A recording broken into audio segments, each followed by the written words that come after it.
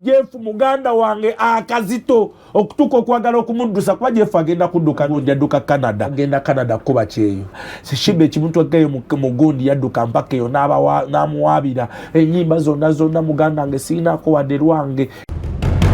Champion Gudo asobola okuteekayo olunaku lwe lumu ne musajja wange Weasle Madizo abaana bannayuganda muzalawa ate katolo bwa masebo eyo Diamond Ensemble gye yatandika mbangamba Dr. Tine Betting program watandikira okwekwatira iye kalo ikapale ne Rebecca Jingu nabo bekwatira mu Gudo Dolini Mutibwa ne Kinini nti muganda ngo okutte ku ghetto inanna nyini waayo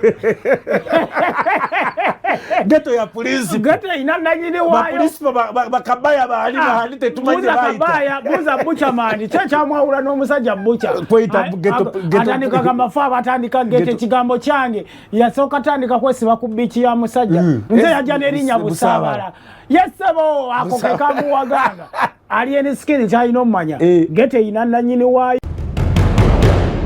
omusajja yamukolera ebyambalo ebyo byamajje kuva ku underwear mpaka ku gundi kukyasemyo nga byonna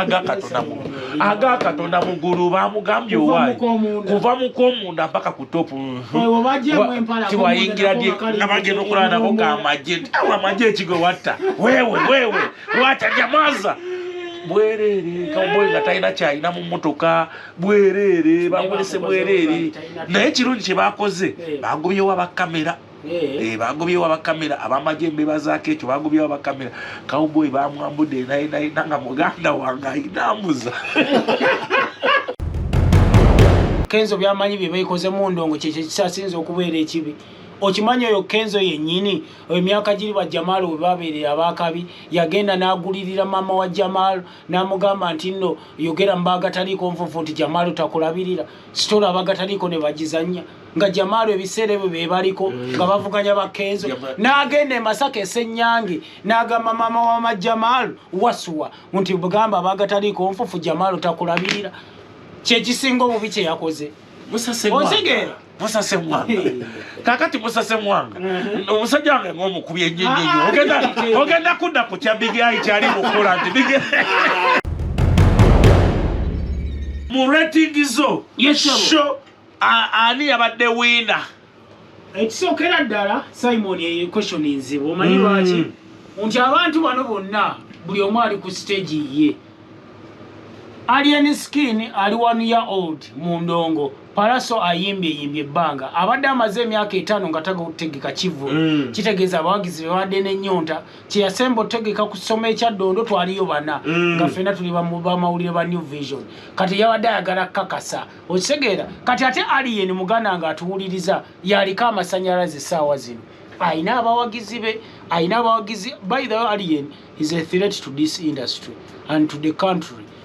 otunulira abantu bayina sokoleke nkuwulire byaddala ali eno yizo gamba ali threat to industry eyo gundi gyolabe yakabugumiriza akakakako abantu bakamanyira naye ekisinga okuba ekikulu yendongo ali yendongo agirina because bino byonna agenda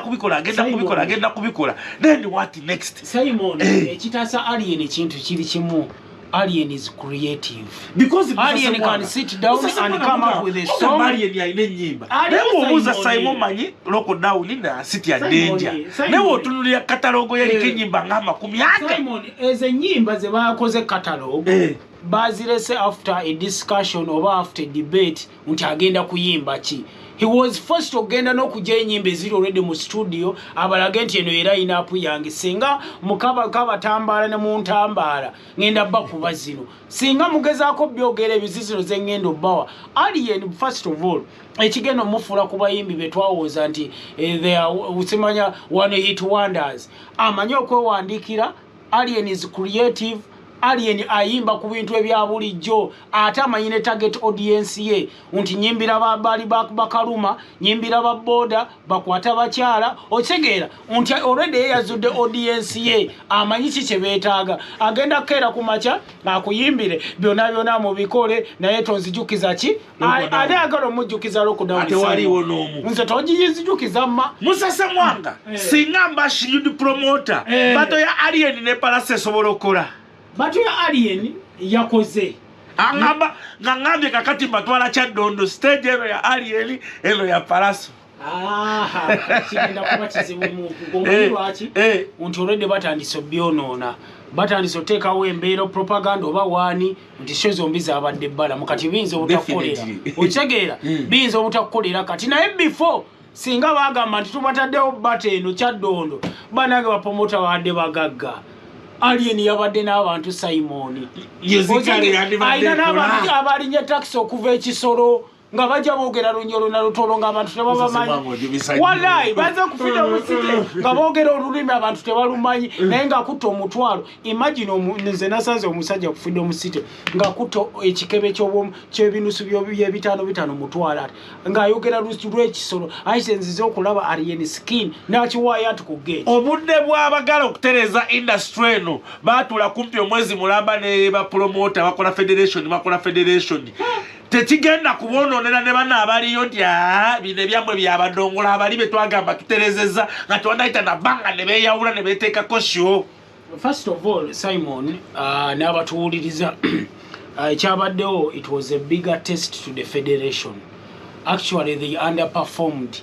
Mu bintu by'okwekaza bye balimu kati baveeyo beetondera eggwanga ate n'ekirala kye baakoze ne ssente singa badde tebannabawa ssente gavumenti eyinza obutazibawa. Government agenda better forced to revise its decisions. Bani betwawo okufuga bana asobola kweri nti really kanza abadde comfortable nga tanna testingibwa ne kati bamu testinze ate kyo ino manya Simon Kenzo yandi badde akola ki Musa Semwanga nze ngazi Kenzo kye yakoze ndaba kye kituufu okudda ku side ya Palaso ng'omukulembeze obangera nga promoter nga buli omu omuntu akimanyi nti okutegeka show emyezi ng'esatu sente z'obwotaddemu kati oli wajja kunnaku nya naawe otalinga down amaanyi go aga Katonda mugulu ina kusigala ku side z'oli ebyo kambikubuuze Simon mu bintu byonna ebibi ebiri mu ndongo kye kyasinze okuba ebibi Kenzo byamanyi bye bayikoze mu ndongo kye kyasinze okubeera ekibi okimanyi oyo Kenzo yennyini emyaka giri ba Jamal we babeerera abakabi yagenda n'agulirira mama wa Jamal n'amugamba nti nno yogera mbagataliiko nfufu nti Jamal takulabirira sitola abagataliiko ne bagizanya nga Jamal ebiseera ebyo be baliko nga bavuganya ba Kenzo n'agenda e Masaka Essenyange n'agamba mama wa Jamal wasuwa nti bugamba abagataliiko nfufu Jamal takulabirira kye kisinga obubi kye yakoze Musa Semwanga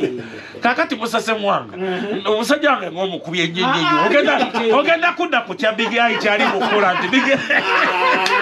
Eye kyali mukola Big Eye agamba nti Kenzo yategeka bamukuba obucupa kisoboka kitya nga Simon ekisookera ddala abo abayimbi bombi Kenzo ne Big Eye baagala nnyo amawulire and they can do anything abasajja basobola n'okweyambula ku stage babeere mu mawulire wallahi they can nze kati olaba anyway kiyinza okuba leero mbadde hash naye sina kyakulaamawulire sina kyakugamba Kenzo ayimbye ku stage zonna eziri international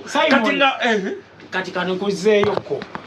obadde mu ndongo wansooka ne mu ndongo abayimbi bombi tubatunuulire Big Eye ne Eddie Kenzo kyekibafudde abakabi nti besides music nkubye sita losi simanya nkoze ekyo kimanyi baali batambulira ku mawulire nti muganda wange ani Big Eye mu kutandika ayina amawulire ge yatambulirako the same applies to Kenzo ochegeera simadonizera bo bayinawo akantu ke bakwata n'agamba nti kati kekando ke gagenda okumpisawo nabaga kati twekwate ku bakazi ochegeera nti batumanye nti twagala bakazi bayinamu kasente tuyitewo kyogamba ne Big Eye izo kwa yategese obucupa nga yabwetegese ate natuukawo awo kuba sente zajja zalina okuwa ababomuku batazirina abo bantu babeyisebo Musa Semwanga kikyakikubya Big Eye Big Eye asinga babebe kulu Simon ekyakubiza Big Eye kyekino okay this is what I'm thinking Big Eye kyamukubisizza nti eno show ebintu byetwerabidde nti yatuuse nefuuka political Big Eye oli weena alimu okimwota Big Eye avaayo dda abanyigira nadda mu bantu ati bamuwa emmotoka n'avaayo okisegeera ate mu kuvaayo abo abantu tebavaayo ebateeke kati walabye ebigambo bajjo byayogedde ku lumbe naye omanyi waki yabyogedde anoonya bamuyite bamuwe ssente okisegeera nga bajjo sebo yazzeeyo mu nopu tumuwe ssente the same applies to artists yefuula ali eno naye eri nga ali mu teeke naye mbagamba abasajja baagumye era ojja sigalirayo oba olina kyobala ate bakkubireyo tuzeeyo ku Big Eye yazze okuyimba wa Alien Skin abantu ne bamusuubira nti wa NRM okitegeera wa NRM ate Alien Skin alina attachment gy'alaga nti muntu w'abantu okitegeera kwa yatuuse n'ekiseera n'ayimbamu ku nnyimba za kibanda okitegeera n'azimayiminga kati Big Eye n'ekirala ekyamukubisizza ndowooza Big Eye ono eyo crowd yamugoba crowd bwetyo audience bwetyo yamugoba Big Eye ndabanga abantu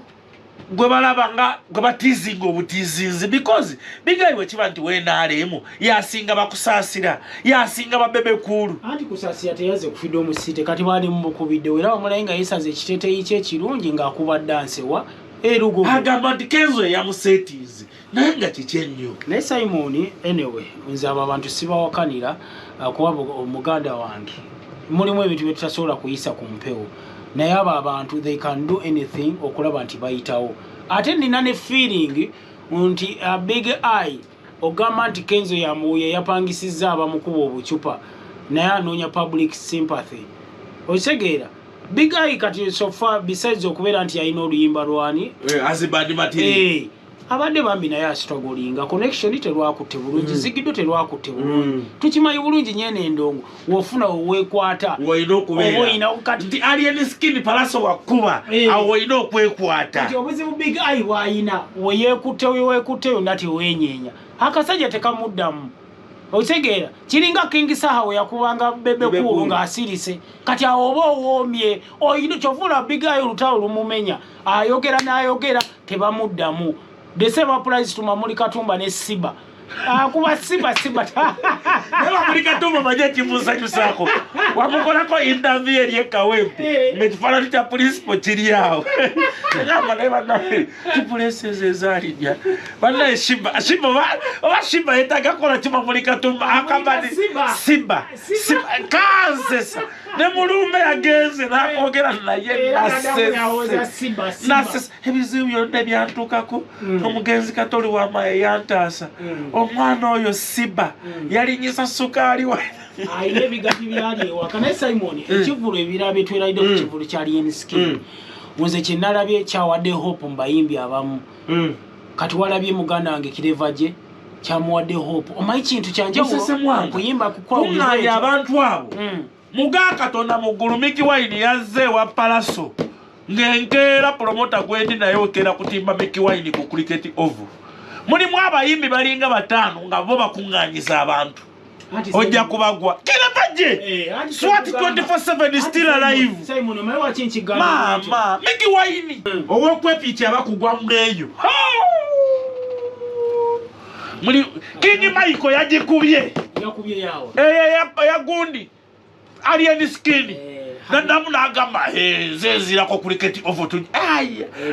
waliwo abantu balinga batano bakunganyiza abantu ojjaba Alien Skin yawadde abayimbi ab'amaanyi nti kuliko abayimbi abavudde ku show Alien Skin nabo ne batandika okupostinga obamba weeyo concert nti nawe yabadde kati mu musajja waffe owa ticha Green Dad naye yafunye ekinyegenyege n'agenda ku Facebook n'atubuuza obamba weeyo concert Shakibu alinamu oba byakwejubisa Shakibu kyalina omanya street boy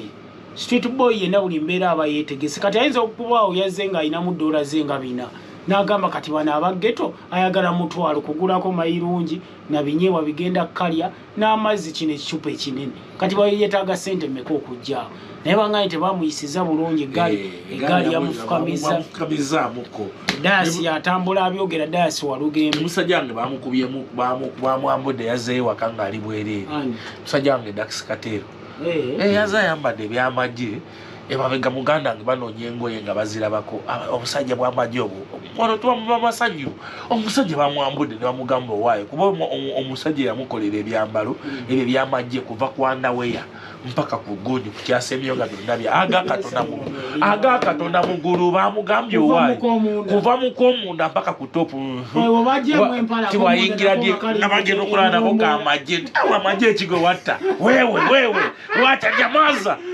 bwerere kawboy nga talina kyalina mu mmotoka bwerere bamulese bwerere naye ekirungi kye bakoze bagobyewo abakamera bagobyewo abakamera abamagye embeba zaako ekyo bagobyewo abakamera kawboy bamwambudde naye nga muganda wange ayinambuza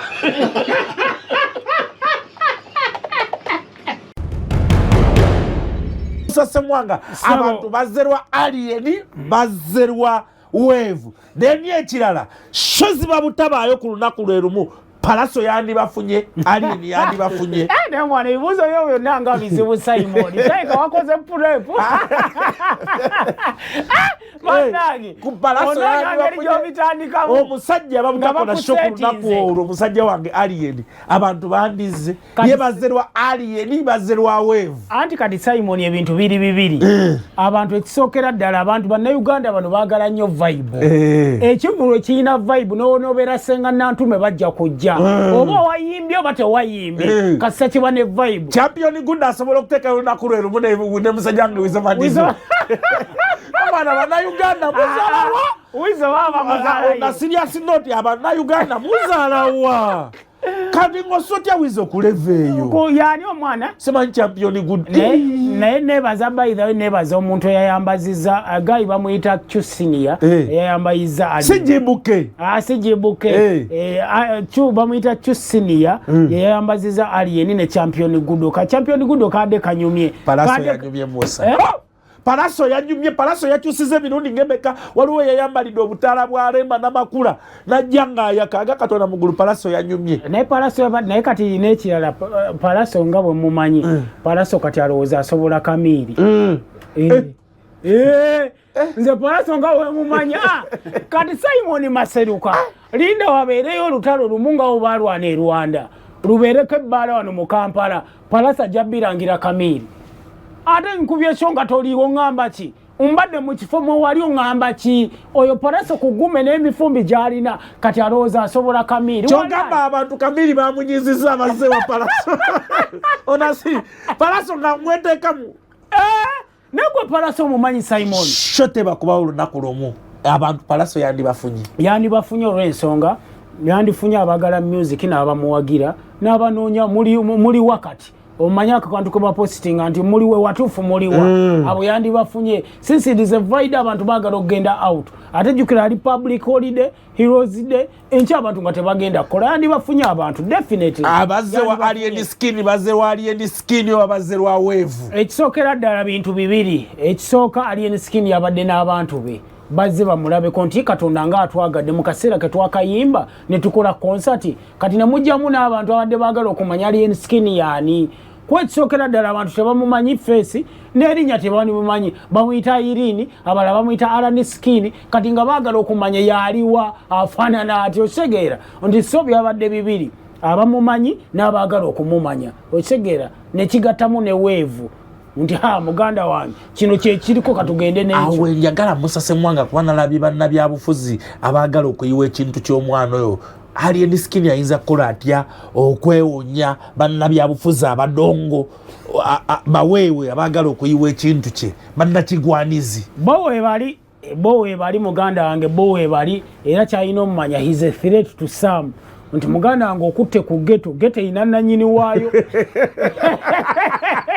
geto ya polisi geto ina nanyini waayo polisi bakabaya baali bahali tetumanyi baita buza bucha mani chacha mwawula n'omusajja bucha kwita geto atandika kamafa abatandika geto ekigambo kyange yasooka tandika kwesiba ku bichi ya musajja nze yajja n'erinnya Busaabala yesebo ako kekamuwaganga alien skin kyalina omumanya geto ina nanyini waayo wemutabeera onutamuzi bajja musindikira embwa ku social media Bobby Yanga yabamutadde mudda gwe twala Bobby Yanga nga amutambulira mwati kati wokolera ensobi abo Bobby Yanga we bagenda osoko sabula inabo era ayino bero no terms nti omukuru wa kuyita Busaabala ku kyennyanja kirimu ennyama oba kyamagumba jangu mulye ngotitagende otherwise ate waddukeyo government tetandike kumunyigiriza anti kati Simon ebiseere because abantu abamu batandise ebibozibozi byabwe nti timu MK simanyi waabwe ekivulu bakikiriza batya mu nnaku nnya fena kimanyi process ekivulu kitwala kumpi omwezi mulamba ekyalien skin ebbaluwa ya police IGP yagifunye mu nnaku nnya abantu batandika okugamba nti waabwe nakyo muganda wange ng'omuntu omugezi weetaagawo koku Simon watamala emirundi n'ekyo kituufu naye era Uganda gye tumanyi kati enguzi gy'owaayo myezi giri gy'ogambye eyawukana ku nguzi y'ennaku ennya promoter ayinza obba yadde n'obukadde obubiri obw'enguzi bwe bamusabye naga budde buweddeyo tuweeyo obubiri n'abuwaayo kati gw'otegeka ebivulu byokola obimanyi naye ekyo tukiveeko ky'olina omumanya kati ne alien skin waali mugagga ali ku bugagga era alien skin ebulamu bwe bugenda kukyuka akola atya obutafaanana ng'abaaliko ku gundi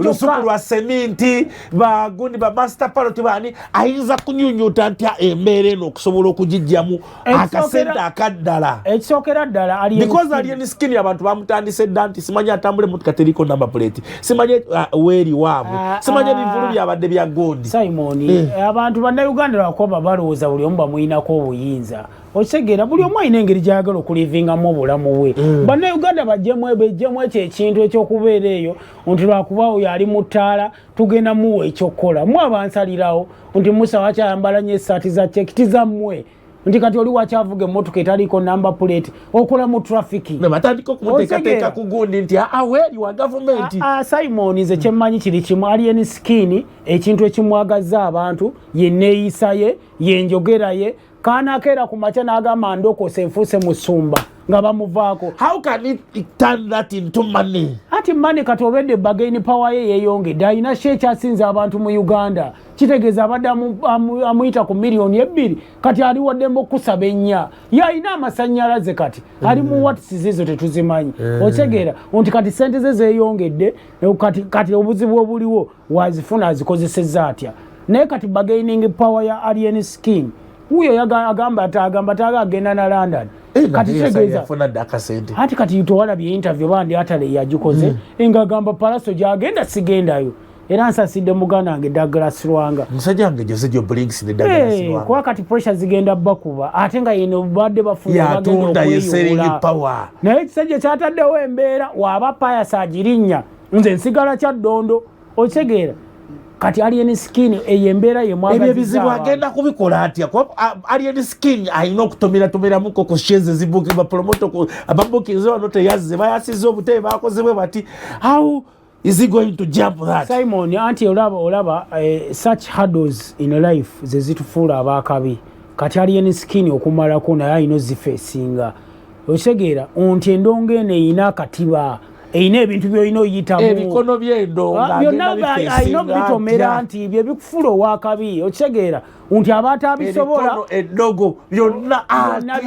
nti abataabisobola abaalemwa era endongo kyova olaba yabalema naye alina okukkiriza waba misinze sho bamutwaleko ku poliisi naye kati awo okivaamu otya okitegeera alina okukkiriza nti bamuyise ku interview n'atalabikako okivaamu otya by the alien skin is not different from gravity omutujju okitegeera embeera zaabwe zezimu olwakuba kati onaze ne feva ey'amaanyi naye embeera zaabwe zezimu tebalina manager bemanaginga bokka okitegeera ate they are successful bali lucky okitegeera katonda yabatadde mwene musizira okubanga mutuwuliriza wali omusajja waffe Faruk Sakozi akyalirako muganda wange wano omusajja mu America ya America eyo yangamba Ronnie Banton gyali Ronnie Banton yakyakubalaga eyo Ronnie Banton ate Sava Karimu amulaba nazaalibwa nina amabete Ragabeni yakyakubalaga Ragabeni alina akayimba ke baita nafikina Ragabeni naye takyalisobola twabomba ate katongole mutongole gyali twabomba nzijukiza akayimba k'omugenzi Katoro bw'amakaya kabadde anaatera okuta ngumye ate kyayawonjayo wali bakayita hambolo yoserefu hambolo omusase mwange ekisajja ekyo tugenda timisinga mu art industry onalebo Katoro bw'ama mukama katonda mwecumula ekyemirembe politics abutikidde okugundi olumbeerwe bebekulu yavuddeyo nabagamba nti nze mwantama nokontama nze nzijja wano naye mmwe bye mukola bya kiweewe lwaki nebebekulu oyo ayagala ensi etambulenga bw'ayagala anti kati olaba Simon buli omu ku lumbe aba ayagala omanyi olumbe lubeerako abantu bangi kati buli omu aba ayagala abenti muganda wange yayina voice eyiseemu naye katolwa abadde muna byabufuzi of course abadde muna byabufuzi nga lwaki bebekulu agana abantu okwogera ebyobufuzi ku lumbe lwa katolwa ati ebyobufuzi mu byogere nga bibalansinga ne mu byogera mukomerera enaale muteyina kalungi keekoze buli ayimuka nga yamuwana omudaali gw'abazira enaale mujako kati omusajja atuuse ekiseera nga omugati mugumalawo n'agamba bannange ebyobufuzi Hildamani ayimuse akubye ku mutwe ani omulala yayimukaawo Mamuli Katumba nno sebo wegendereze ebintu by'okuyingirira TV ne zi radio sebo kyatuyisaamu eggaali yawo Mamuli Katumba ekyo ani anaddamu mutunuzaamu kamera ebyo byasabiriza nti sukaali akoze bw'ati ani anaddamu era tulekera okuwa sukaali musasemwanga kitegeddeko principal agenzeeyo olunaku lwaleero principal kimuleka waka nga omukulu abadde nga amuleeteramu anti kati principal by the principal izezo kaadi ze okitegeera kati yasikowalinze mu bantu kati era abantu abali ku ground bagamba bambi omwana oyo ne bamuvuma batya era amala n'akola ki n'agenda kati twa ne post gyakoze ku Alien ne Palace yagambye ono ya representing affe ono yambeererawo nga bamaje gankutte n'akulaga talina side okitegeera kati ne wano yagamba waayi kangendeeyo era ne post y'okufa kwa Katolo bw'ama yagamba tubadde tudisagreeing on a lot however biki ategenda mu misinga naye nze era ndowooza Simon kati omufu wakyo batogendayo kukola kikukunguba baganye musabira nti abadde n'essabo bakoze ki baganye musabira kyaki yaganye musabira wabaddewo faze yekoze kinagenda namusabira navaayo ku lwokuna nga misa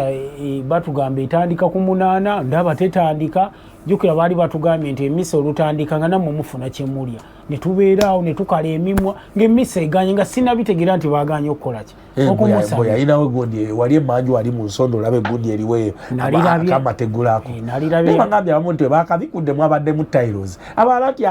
abadde ngaasulamu ennaku 2 mu wiiki nze nakalaba kwaliko kufulu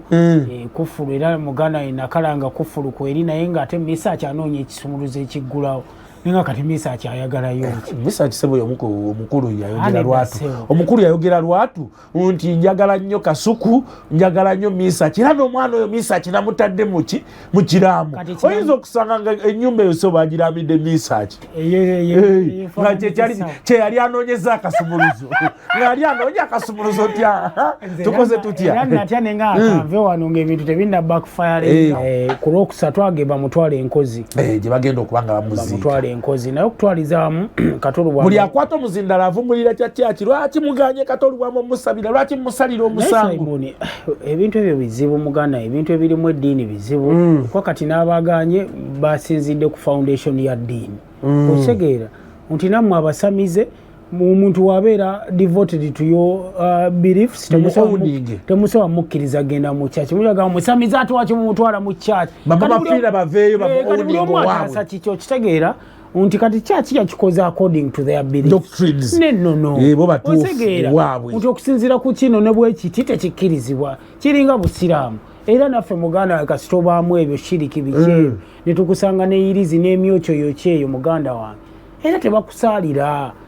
amateeka 10 commandments zimanyikiddwa Katonda tebamugattika ate polisi bagambye yaganya okukola kiyaganya basamiza okukola emikolo gyabwe ati kati emikolo egyo nagyo oluusi gitwaliramu abalala nze era tusobola gikola nga wendi ebintu bwe bimansuka ne binkwata awo nentandika okwogera ebintu bye sitasobola era polisi njebaza ebintu birina bba private nti kati bwe babaze basamiza okukola emikolo gyabwe fwe batugobewo abakungubazi nze tonsamuliza mmandwa muganda wange ekusammukirawo Simon abasajja bakasuku bonna bamuwa content ku social media batandise okufa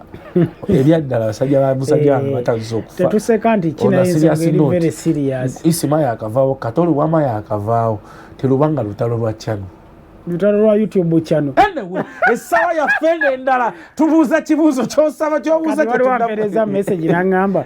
twalabye ate batandise posting ekifaananyi kya Tamale Mirundi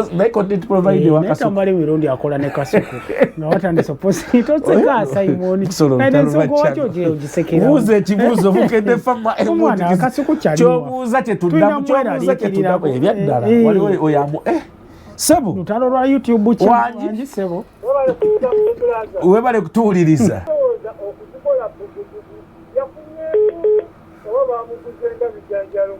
yafunyeemu nnyo because Alien Skin ababutakola shoku luno kwolwo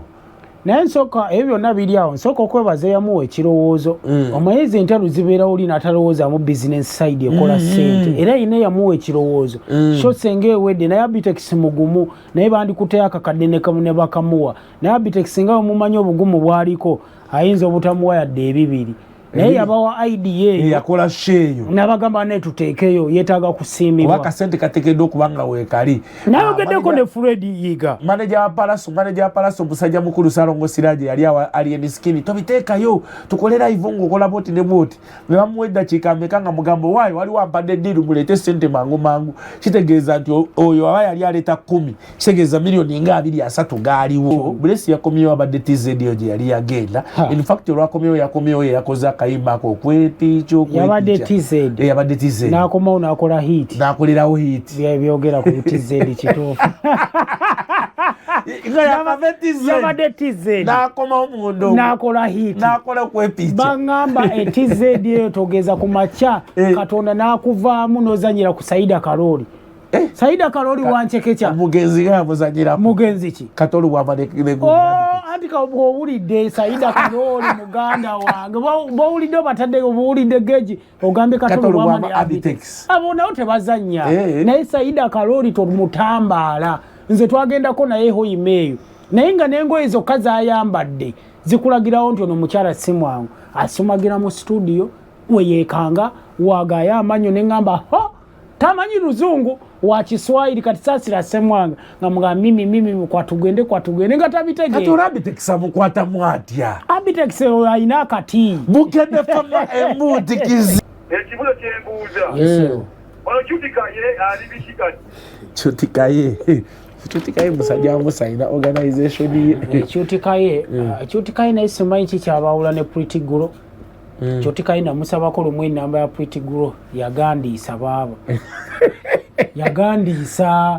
nengamba babaye kuba Chutikaye bali bekwatamu ne Pretty Girl yakoma okulabika nga bobutala ne kakati alayita bulungi alina kyendi avuga emmotoka eyaka simanyi kikyabawula era ngeza kuba Pretty Girl yavaayo mabega n'agamba nti ebiragalalagala mbivuddeko nali munoonya muyisemu interview Chutikaye yagandiisa nengamba ensonga nkulu eyabaawula kwa bali bekwatamu nene kasana mugamba bampe ku namba ya Pretty Girl nengamba yakugamba ebigambo bya fulufiga bya latiri 13 bali kwalula balongo nengamba omusajja ono aliko ki bukedde kibaganya okusabira kundi Katolu Bwama ensonga ki yaganisiza Katolu Bwama lwaki yaganye omusabira ebintu birimu bintu biwanvu bagamba alina akayumba akatini emanju awo nti Katolu Bwama tabadde mugundi mukatuliki era ye lwatu abadde agamba ye muki musamizi era bwe yali agenda okufa agamba mbagala nnyo kasuku n'emisa kyeyo omwana wange mwagala nnyo era ne mukiramu kyange mwali n'ekirala by the way kyenayagadde kato nti kino tugenda mu misinga nnyo by the way mu art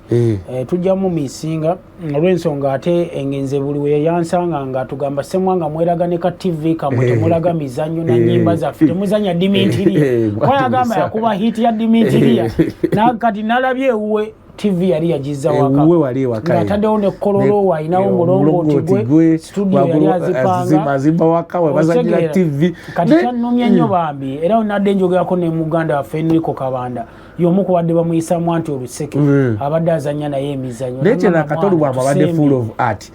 woba olaba musasemu wange ekyo kyonkyogera bakawboyi bonna mu ndongo sente bazijjamu bakola birala sente bonna be yayigiriza sente bazijjamu bazimba birawo bya mmere naye omusajja omulaba nti kyabadde akola sente oluzijjamu ati ng'azimba theatre gavumenti yebadde erina okukola nga Katolu Bwama yabikola era yeetaga respect eyakabi ayina ekiyimba kye kyeyasembayo okuba ekyakyayiwenja ayina engeri gyavibinga mukaawo kuba bangambye ne theatre gyeyasooka okukola ali ku Kupa Theatre Kupa Complex awo bamale baawukane n'omugaga Bosco Muwonge nti ebiseera ebisinga tiketi yawangaza bwereere kukwagasa abantu godi endongo naye nga abagaga tebabitegeera the same applies weyagenda wano ku Martin Road ku Royal Theatre era ng'omuyindi tabitegeera kwegamba bambi afiiridde mu bulumi singa Katolu Bwama yali tayagala nnyo ati ate yandifudde mugagga okusinga wano naye n'ekirala abantu abakola omulimu guno simanyi oba tulina kye tuyigira Katolu Bwama famire ye badde mabbali nnyo nga togirabangako mu kamera naye wano binde bagula buguzi suuti n'omulaba ku zi kamera bonna simanyi oba eki abantu abali mu art tulina engeri gisobola okuprotectinga mu famire zaffe nga Katolu Bwama bwabadde omukyala amaze kufa omukyala nomulaba n'abaana okubalaba mu kamera simanyi ekyo musoba abantu balina engeri gye bayinza okukiyigamu kyoyitanne ekyangu si kyangu ssebo si kyangu muganda wange era Katolu wa is one of a kind ate Katolu wa masebo eyo Diamond Ensemble gye yatandika mbangamba Dr. Tine Mbeti mpologoma batandikira okwekwatiramu iye Karoika pale ne Rebecca Jingu nabo bekwatiramu Gudo Dolini Mutibwa ne Kinini eyo sebo eyo Diamond Ensemble ze wasiza abantu bangi kati n'olwekyo genda tabule mikwano gy'abantu bingi Gudo Dr. Tinani ne Mbeti mpologoma